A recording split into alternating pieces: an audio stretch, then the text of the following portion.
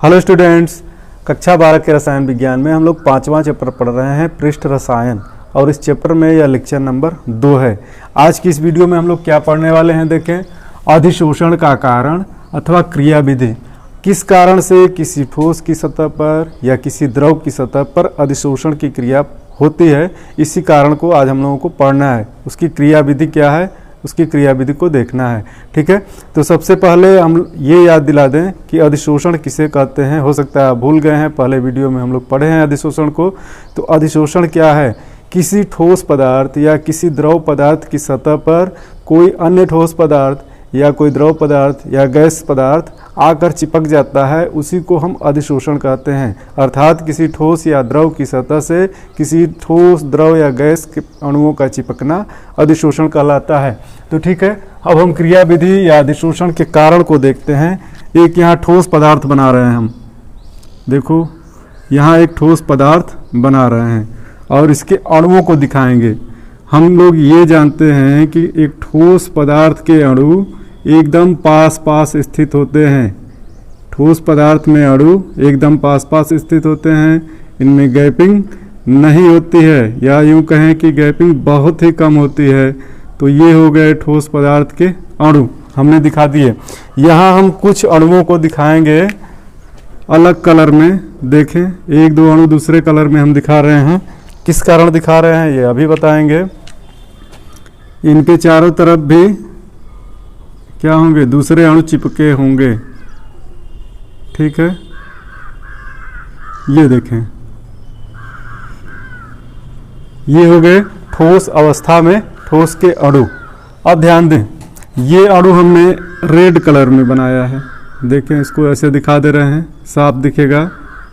इन अणुओं को हमने रेड कलर में बनाया। ठीक है, अब देखें सतह के वे अणु, ये सारे अणु सतह के हैं, ये सरफेस के अणु हैं।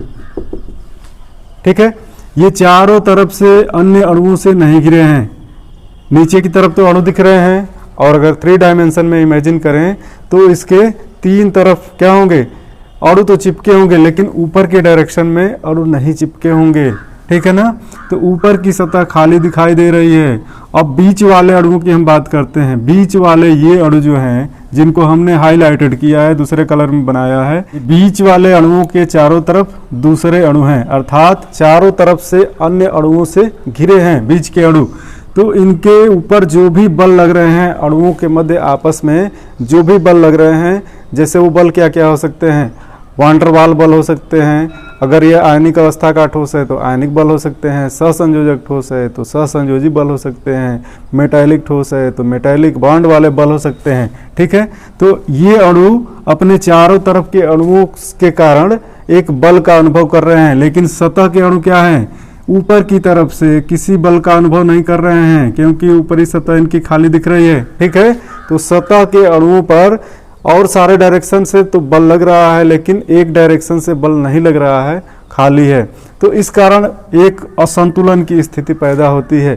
ठीक है, यानी कि ये बल क्या है, असंतुलित अवस्था में है सतह के अणुओं के लिए, जबकि अंदर वाले अणुओं के लिए संतुलन की अवस्था में है। और यही कारण है कि ये जो असंतुलित बल हैं, ये क्या करना चाहते हैं, हमेशा अपनी सतह को संतुलित करना चाहते हैं। तो इनके सतह से कोई दूसरे ठोस का अणु आता है, या गैस का अणु आता है, या द्रव का अणु आता है, तो इन सतह से चिपक जाता है। ठीक है, यही कारण है कि ठोसों की सतह पर या द्रवों की सतह पर अधिशोषण की क्रिया होती है। अब दूसरी बात ध्यान दें, चूंकि अधिशोषण की क्रिया सरफेस पे हो रही है, सतह पे हो रही है, तो किसी दिए हुए टेम्परेचर पर और किसी दिए हुए प्रेशर पर, ठीक है, किसी दिए हुए टेम्परेचर और प्रेशर पर सरफेस एरिया का मान जितना ज़्यादा होगा, जितनी ज़्यादा सतह होगी, अधिशोषण की मात्रा भी उतनी ही अधिक होगी। ठीक है, तो ये है पहला कारण, सतह के अणुओं का असंतुलित बल। ये असंतुलित बल ही जिम्मेदार है अधिशोषण क्रिया के लिए। ठीक है, तो इस पॉइंट को लिखते हैं हम लोग। तो चलो पहले पॉइंट को देखते हैं। सतह के अणुओं का असंतुलित बल अधिशोषक के अंदर, और अंदर वाले भाग को हम स्थूल कहते हैं, ये मैं बता चुका हूं। अधिशोषक के अंदर के कणों पर लगने वाले सभी बल आपस में संतुलित होते हैं, लेकिन सतह के अणु सभी दिशाओं में अन्य अणुओं द्वारा घिरे नहीं होते हैं।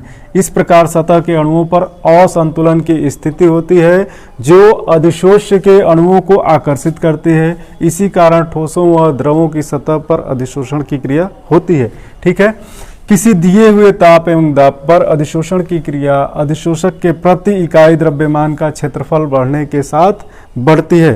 तो यह है पहला पॉइंट। और दूसरा कारण है अधिशोषण का दूसरा कारण अधिशोषण उष्मा। अधिशोषण उष्मा, ठीक है, यह है दूसरा कारण। एक लाइन यहां लिखता हूं कि अधिशोषण एक उष्माक्षेपी क्रिया होती है। अधिशोषण की क्रिया जो है, अधिशोषण एक उष्माक्षेपी क्रिया है। उष्माक्षेपी क्रिया है। अब समझें कि अधिशोषण उष्मा क्या है। यहाँ ध्यान दें, फिर से हम एक ठोस बना रहे हैं। अब की बार हम ठोस की केवल सतह के अणुओं को दिखा रहे हैं। ये हुए ठोस के सतह के अणु। जब इनकी सतह पे अधिशोष्य के अणु आकर चिपकते हैं, जब इनकी सरफेस पे अधिशोष्य के अणु आकर चिपकते हैं, तो हमेशा जो ये असंतुलित बल हैं ठोस के, उन बलों में कमी आती है और वही बल उष्मा के रूप में प्रकट होते हैं और उसी को हम कहते हैं अधिशोषण उष्मा। तो ठीक है, अधिशोषण उष्मा यहाँ से समझ में आया होगा कि हमेशा अधिशोष्य के अणुओं के अधिशोषण के साथ जो अधिशोषक के पृष्ठ बल हैं, सतह के असंतुलित बल हैं, उनमें कमी आती है और इस कारण से एक उष्मा उत्सर्जित होती है जिसको हम कहते हैं अधिशोषण उष्मा। तो यह क्या हुई, चूंकि यह एक स्वतः प्रवर्तित प्रक्रिया है। अधिशोषण की क्रिया क्या है, एक स्वतः प्रवर्तित क्रिया है। और 11वीं में आप पढ़ चुके हैं कि स्वतः प्रवर्तित क्रिया या स्पॉन्टेनियस रिएक्शन के लिए डेल्टा जी यानी गिब्स ऊर्जा परिवर्तन का मान ऋणात्मक होता है। डेल्टा जी का मान हमेशा नेगेटिव होता है एक स्वतः प्रवर्तित प्रक्रम या स्पॉन्टेनियस प्रोसेस के लिए। तो यहाँ भी गिब्स फ्री ऊर्जा का मान ऋणात्मक होना चाहिए। गिब्स फ्री ऊर्जा को मैं पहले भी बता चुका हूँ, लेकिन बच्चों को यह टर्म बार बार भूलता है, इस कारण से थोड़ा फिर से मेमोराइज करा दे रहे हैं कि गिब्स फ्री एनर्जी क्या होती है। तो कोई भी सिस्टम, किसी भी सिस्टम के अंदर जितनी ऊर्जा होती है, मान लो ऊर्जा का लेवल यह है, एनर्जी लेवल इस सिस्टम का यहाँ तक है, इसमें से यह टोटल एनर्जी को कार्य करने में खर्च नहीं कर पाता है। कोई भी तंत्र हो अपनी संपूर्ण ऊर्जा को कार्य करने में नहीं लगा पाएगा, लेकिन जितनी ऊर्जा को यह कार्य करने में खर्च कर पाता है, जितनी अधिकतम ऊर्जा का ये लेवल हम दिखा रहे हैं डेल्टा ई से, तो इतना ऊर्जा यह सिस्टम खर्च कर पा रहा है कोई काम करने में। ठीक है, तो इसी ऊर्जा को हम कहेंगे गिब्स मुक्त ऊर्जा। चूंकि वह ऊर्जा कार्य के रूप में सिस्टम से मुक्त हो जाती है, इसलिए हम उसको कहते हैं गिब्स मुक्त ऊर्जा। तो इस गिब्स मुक्त ऊर्जा का मान स्वतः प्रवर्तित प्रक्रम के लिए हमेशा ऋणात्मक होता है, क्योंकि एक स्वतः प्रवर्तित प्रक्रम में कोई भी सिस्टम हमेशा कार्य करता है और खुद कार्य करता है, इसलिए उसकी ऊर्जा में कमी आती है। इसीलिए हम कहते हैं कि स्वतः प्रवर्तित प्रक्रम के लिए गिब्स फ्री एनर्जी का मान नेगेटिव होता है। अब इस इक्वेशन को आप देखें, delta G equal to delta H minus T delta S, यह उष्मागतिकीय समीकरण है। यहाँ क्या हमको दिख रहा है, डेल्टा जी का मान किसके किसके ऊपर निर्भर कर रहा है, डेल्टा एच जिसको हम कहते हैं एंथैल्पी और डेल्टा एस जिसको हम कहते हैं एंट्रोपी। तो गिब्स मुक्त ऊर्जा में परिवर्तन एंथैल्पी और एंट्रोपी में परिवर्तन के ऊपर निर्भर करता है। अब देखें, चूंकि एक स्वतः प्रवर्तित प्रक्रम के लिए डेल्टा एच का मान भी हमेशा नेगेटिव होता है, एंथैल्पी तंत्र की हमेशा कम होती है स्वतः प्रवर्तित प्रक्रम में। लेकिन यहाँ पर देखें, एंट्रोपी के बारे में जाने। एंट्रोपी क्या है, रैंडमनेस की माप है, यादृच्छिकता की माप है, यानी किसी तंत्र के फ्रीडम को, उसकी स्वतंत्रता को कम किया जाना, एंट्रोपी के मान का कम किया जाना है और यदि किसी तंत्र की स्वतंत्रता बढ़ती है तो उसकी एंट्रोपी भी बढ़ती है। तो यहाँ यदि द्रव के अणु या गैस के अणु आकर सतह पे चिपक रहे हैं तो इनकी स्वतंत्रता तो भंग हो रही है, स्वतंत्रता कम हो रही है, यानी कि डेल्टा एस या एंट्रोपी के मान में कमी आ रही है। ठीक है, दूसरे स्पॉन्टेनियस प्रोसेस के लिए डेल्टा एच के मान में भी कमी आ रही है। अब ये चूंकि प्रक्रिया स्पॉन्टेनियस है तो डेल्टा जी का मान नेगेटिव होना चाहिए, तभी स्पॉन्टेनियस होगी, तभी स्वतः प्रवर्तित प्रक्रम होगा। यह तो यहाँ देखें डेल्टा एस तो नेगेटिव है, डेल्टा एस भी नेगेटिव है, यहाँ नेगेटिव पहले से है, माइनस टी डेल्टा एस है, और डेल्टा एस का मान अगर नेगेटिव रखेंगे तो ये वैल्यू आ जाएगी पॉजिटिव में। ठीक है, तो ये वैल्यू पॉजिटिव में आ जाएगी।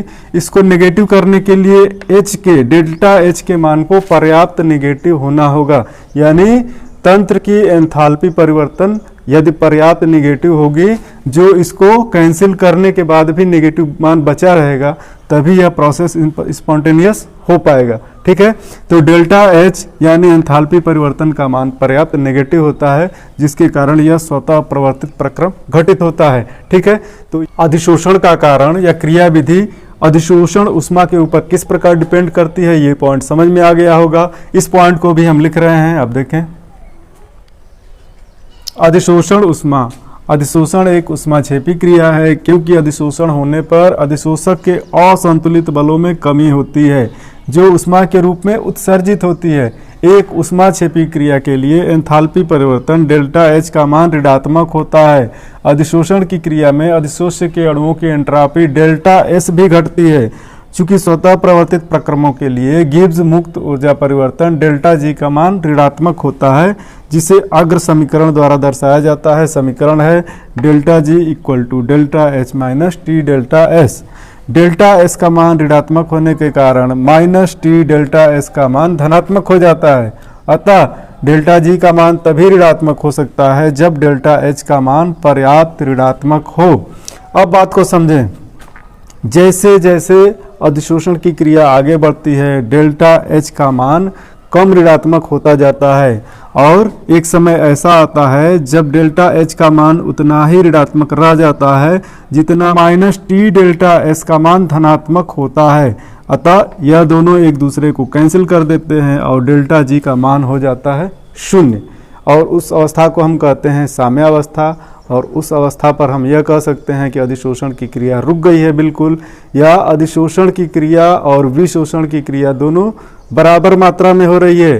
चूंकि विशोषण अधिशोषण के विलोम शब्द है, अधिशोषण और विशोषण एक दूसरे के अपोजिट हैं। विशोषण एक दूसरे के अपोजिट हैं, अधिशोषण की क्रिया के ठीक उल्टा विशोषण। तो हम यह कह सकते हैं कि साम्यावस्था पर अधिशोषण और विशोषण की मात्रा समान हो जाती है। ठीक है, यानी जितने अणु अधिशोषित होते हैं उतने ही अणु विशोषित होते हैं। ठीक है, तो मुझे उम्मीद है ये वीडियो आप लोगों को अच्छी लगी होगी, समझ में आई होगी। ठीक है, मिलते हैं नेक्स्ट वीडियो में। Thank you.